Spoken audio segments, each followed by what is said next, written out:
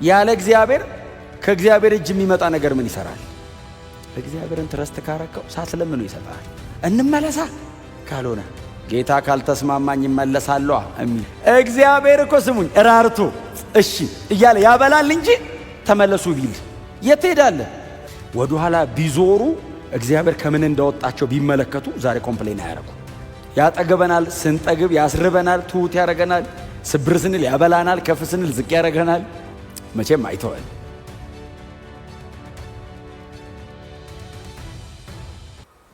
የዘውልቅ መጽሐፍ የእስራኤል የ40 ዓመቱ የምድረ በዳ ጉዞ 38 ዓመት ተኩሉ የዘውልቁ መጽሐፍ ነው። ባይዘው ዘጸአት፣ ዘዳግም፣ ዘሌዋውያን ምናምን የቀረውን 1 ዓመት ተኩል ነው የሚወስዱት። ዘጸአት ምናምን አንድ ላይ ተሰብስበው 1 ዓመት ተኩል ነው ባይዘው ሶስቱ መጽሐፍ። የዘውልቅ መጽሐፍ ብቻውን 38 ዓመት ተኩል ነው። ከሁሉም የሙሴ መጽሐፍ መካከል ደግሞ አጭሩ የዘውልቅ መጽሐፍ ነው።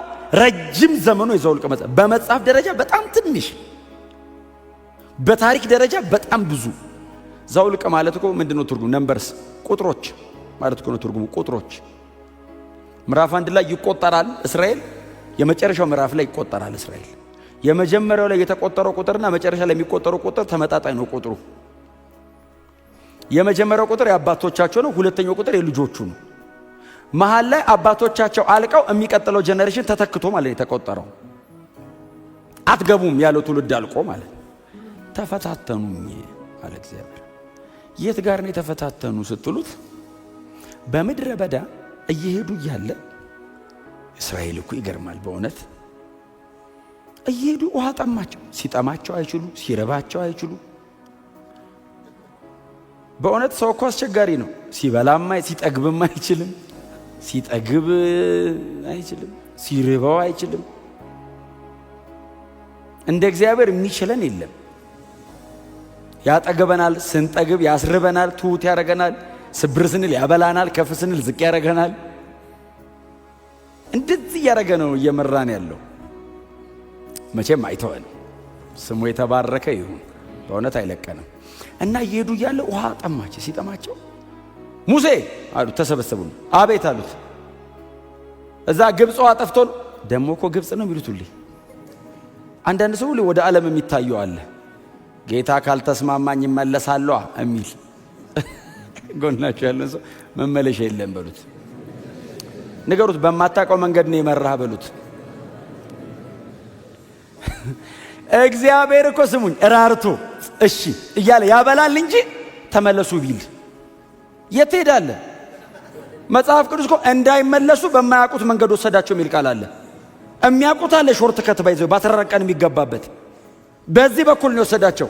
ምድረ በዳ ደግሞ ታውቃለህ፣ ይሄ በራ የዛ የሲና ምድረ በዳ ማለት ስተኛ የትኛው ምድረ በዳ አፍተሮል ስትተኛ ወደ ምትሄድበት መንገድ ጫማን አድርገህ ነው የምተኛው።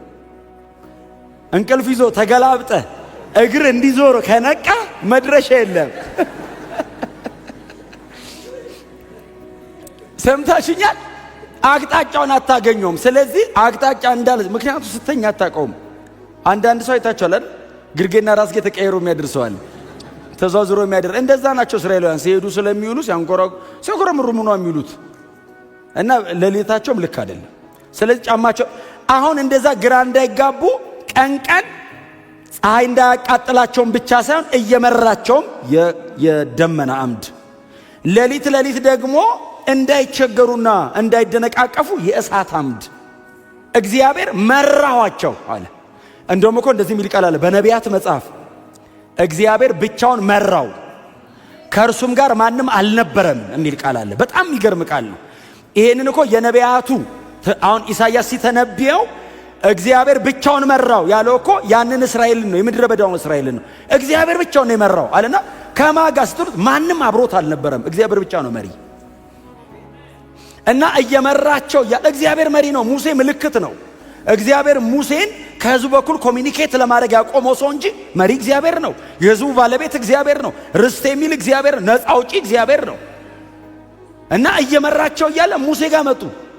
ሙሴ ያሉት አቤት አለ። ግብፅ ውሃ ጠፍቶ ነው እዚህ አውጥተህ እዚህ ምድረ በዳ በጥም ልገለን ነው እንዴ? ምን ውሃ ጠማን አይባልም። ሰው እንዴት ወደ ግራ ያወራል? እንዴ በጣም ልገለ ነው እንዴ አቃጥለ ግብጽ ገና ወጥቶ አላለቀም ታውቃለህ። ሙሴ ይላል ተበሳጨ ይላል። ከዛ እንደዚህ ያሉት እንመለሳ ካልሆነ እንደውም አንተ አልተመቸን ቃል በቃል እንደሱ ነው አልተመቸ አንፈልግም አንተ ሲሉት መጽሐፍ እንደዚህ ይላል አሮንና ሙሴ በሕዝቡ እግር ስር ወደቁ ይላል።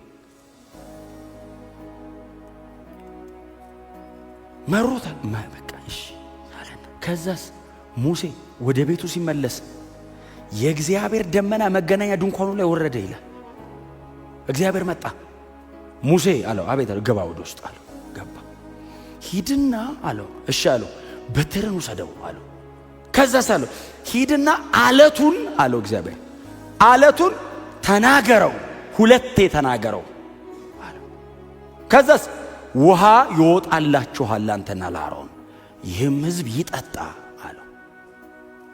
እኔን ናቁት አለው። ታውቃለህ ቃል በቃል እግዚአብሔር እንደሷል ንቀውኝ ነው ካንተ ጋር አይደለም አለው። ተፈታተኑ እየመራቸው ነው አልጎደለባቸው። ወደ ኋላ ቢዞሩ እግዚአብሔር ከምን እንዳወጣቸው ቢመለከቱ ዛሬ ኮምፕሌን አያረጉ። ከግብጽ በምን አይነት ተአምር እንዳወጣው እስራኤል ቢያስብ ከእግዚአብሔር ጋር ምድረ በዳ መኖር አይደለም መሞት ያዋጣል። በግብጽ ቤተ መንግስት ከመቀመጥ ከእግዚአብሔር ጋር ምድረ በዳ መሞት ለእስራኤል ክብሯ ነው። እንኳን በእንደዚህ አይነት መንገድ እየተንከባከበ የሚመራ አምላክ ተፈታትነውኛል፣ ንቀውኛል፣ ተዋቸው ችግር የለም ሂድ። መጽሐፍ ሲናገር እኔ አንድ በእውነት ሳነብ በጣም የገረመኝ ቃል ሙሴም በትሩን ከእግዚአብሔር ፊት ወሰደው የሚል ቃል አለ። የራሱ ነው በትሩ የወሰደው ከየት ነው? ከእግዚአብሔር ፊት። ከእግዚአብሔር ፊት አንስቶ ይዞ ሄደ። ባይወስዳ ጥሩ ነበር። እሷን በትር እሷን መጥቶ ነው አይደል እንትን ያለው ይዞ ሄደ ይላል። ተበሳጭቶ ነበርና እግዚአብሔር ተናገር ያለውን አለት መታው። ሁለቴ መታው። ሲመታው ውሃው ተንዶሎዶለ ይላል። ከዛስ ሕዝቡ ሁሉ መጥቶ ጠጡ ደስ አላቸው የሚል ቃል አለ። ምን ያደርጋል? መጀመሪያ ነበር መደሰት። እግዚአብሔር አዘነ። በቃ ተፈታትነውኛል፣ አልተቀበሉኝም፣ አላከበሩኝም። ታዲያ አልፈለግ ይውጣላችሁ ይጠጡ አለ እግዚአብሔር። እኔን ግን አልፈለጉኝም አለ። ያለ እግዚአብሔር ከእግዚአብሔር እጅ የሚመጣ ነገር ምን ይሰራል? በእውነት ነው የምላችሁ። የጸሎት መልስን ሰጥቶ ራሱን ቢከለክል ምን ያደርግልሃል? የጸሎት መልሳችን ራሱ ይሁን። በእውነት ነው የምላችሁ። እግዚአብሔር ራሱ መልሳችን ይሁንልን። ምንም ነገር ከሰጠን ከሱ ጋር ይሁን። ደግሞ ጌታ አጠገብ ካለ ምን እሱ እያለ ምን ስጠኝ ይባላል? እሱ አይበቃም እንዴ? እሱ ካለ እኮ ባትጠይቀው ይሰጣል። ምን የለህም ብሎ እኮ ይሰጣል። የሆነ ሴትዮ አለች ሁለተኛ ነገሥት ምዕራፍ 4 የሱነም ከተማዋ ሴት። እሷ ስሟ ቢጠራ እንዴት ጥሩ ነበር መሰለሽ። ምን አይነት ታላቅ ሴት ናት ነው የሚላት። ባይዘው እንትናን የጻፈው ይባላል እዝራ እና ሲጽፈው እቺ ታላቅ ስሟን አልነገሩትም እሱ በዛ ዘመን ስላልነበረ የምትገርም ናት ብሎ ታላቅ ሴት ይላል። ትዝ ይላችኋል ኤልሳ በቤቷ ያልፍ ነበር የሚል ቃል አለ።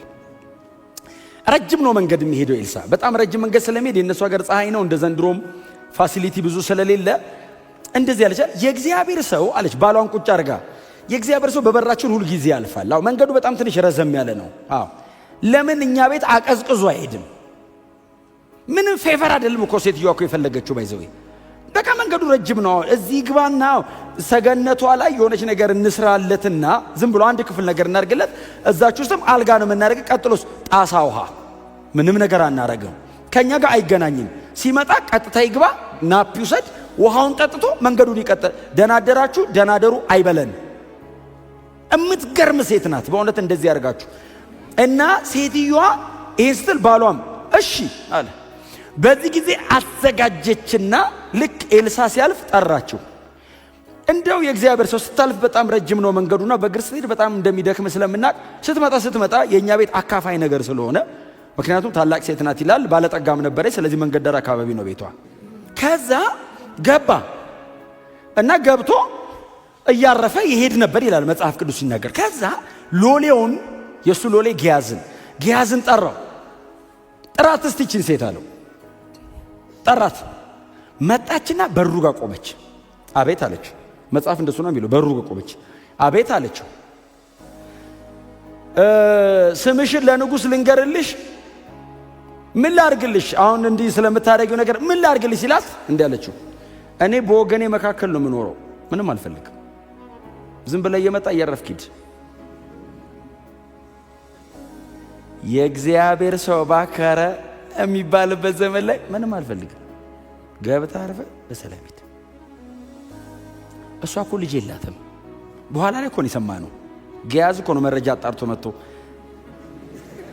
ልጅ የላት ብዙ ነገር እኮ የላት እሷስ አልፈልግም ጀስት ይሄንን ያደረግነው ላንተ ውለታ ውለንልህ ነፍስን ልናስጨንቅ አይደለም በቃ ይሄንን ያደረግነው አንተ አረፈ እንድትሄድ ነው በቃ በሰላም እንድትሄድ እግዚአብሔር አልገለጠልኝም አለ ይገርማችኋል አልገለጠልኝም እግዚአብሔር አለ እግዚአብሔር ሁሉንም የመንገር ሐሳብ የለውም አለ ኤልሳ እንዲያውቅ የፈለገውን ብቻ ነው የሚልክ ከዛ ጊያዝን ጠራውና ሂድ እስቲ ምን የላትም አለው ሄዳ ጊያዝ ወደ ጎን ጎበዝ ነው ኤልሳ ወደ ላይ እሱ ወደ ሄደና በደንብ አጣርቶ መጣና ሲለው ልጅ የላትም ሲለው ጠራት ደግማ አለው ጠራት መጣች እግዚአብሔር የዛሬ ዓመት ወንድ ልጅ ይሰጥሻል አላት ሲላት አሁን አሜን አይደል የሚባለው ምን እንደለች ታውቃላችሁ ኤውላ አለችው እቤቴ አስገብታ አሳርፋኛለች ብለህ እግዚአብሔር ያላለህን እንዳትለኝ አለችው ቃል በቃል ውለታው ይዞ እግዚአብሔር ያላለህን እንዳትስት የእግዚአብሔር ሰው አለችው ሕያው እግዚአብሔርን አላት የዛሬ ዓመት አላት ሆነ ረሃብ መጣ አይደል ልጅ ወለደች ይላል ልጇ ሞተ ከዛስ ልጇ ሲሞት ሕክምና ወሰደችው ሄደችና መጀመሪያ ማን ስጠኛል አለችው እምትገርም እኮ ናት ናጸልይበት አይደል መርቸው መጀመሪያ እኔ መች ጠየቅኳለሁ ሰጠኝ ተቀበልኩ ከዛ ለምንድን ነው የሚሞተው ጊያዝን በልሩጥ አለው በትሬን ያዝና ሩጥ ሲለው አልሄድም ከጊያዝ ጋር አለች አንዳንድ ሰው አለኩ ሆነ እኔ ከሱ ጋር አረን አልሄድም ከጊያዝ ጋር እና ተነስ ራስ አለችው እና እኔ ልጅ ወለድኩት ጊያዝ ነው እንዴ ቃል አንተ ነህ የተናገርከው እና ተነስ አለችው ኤልሳ አብሯት ሄደ ይላል ከዛ ብላቴናውን በኤልሳ ክፍል ውስጥ አስተኝተው ነበር ይላል ራሱ አልጋ ላይ ወስዶ አስተኛቸው መጣና ብላቴናው ላይ ተጋደመበት ይላል የብላቴናውም ነፍስ ተመለሰች ይላል ከነ ህይወቱ መለሰለት አረ ከነ ህይወቱ ሰጣት ከዛ ሄደ ወጥቶ ሄደ እሷስ እግዚአብሔር ይባርከውና አትልም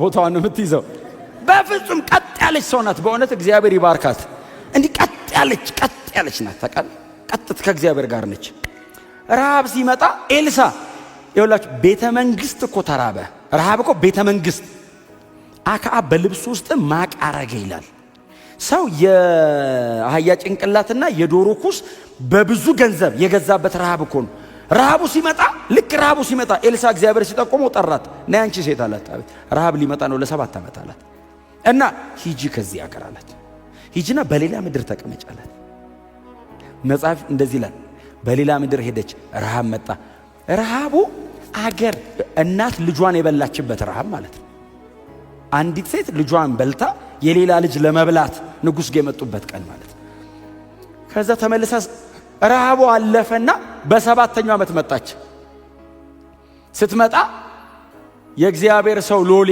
የነበረው ሰው ቆሞ ለንጉስ ያወራል ስለሷ አንዲት ታላቅ ሴት ይገርማል ሱነም ከተማ የነበረች የእግዚአብሔርን ሰው እንደዚህ ባለፈበት አሳርፈው ምና እሷ መጣች እያወራ ስለሷ እቺ ሴት ናት አለው ሲለው ንጉሱ ጠራት እና ያላት ሎሌዎቹን በሙሉ ጠራና ያልነበረችበትን አለ የ7 ዓመት ቆጥራችሁ ወደ ጎተሮ አስገቡላታል ርስቷን መልሱላታል እግዚአብሔርን ትረስት ካረከው ሳትለምነው ይሰጣል እቺ ሴትዮዋን ጸልይ አይደለም ባይዘይ ምን የለኝም ምን የላትም እየተባለ የተሰጣት ትረስት አርጉት እግዚአብሔርን እንዳታሳዝኑት እስራኤልን እዩት ዝም ብሎ ነው የሚሰጠው እስራኤልስ ኮምፕሌን ነው የሚያደርገው በምድረ በዳ በቀንና በሌሊት በደመናና በእሳት አምድ እየተመራ ያ ሁሉ ተአምር በእጁ እየተደረገ እየተመለከተ አመጹበት ሲያምጹስ እግዚአብሔር ደግሞ ያረጋል የሆነ ነገር እንደገና ያረጋል የሆነ ነገር ቢያይ እምቢ አሉት። ተፈታተኑ አለ እግዚአብሔር። ወደ ላይ ተፈታተኑ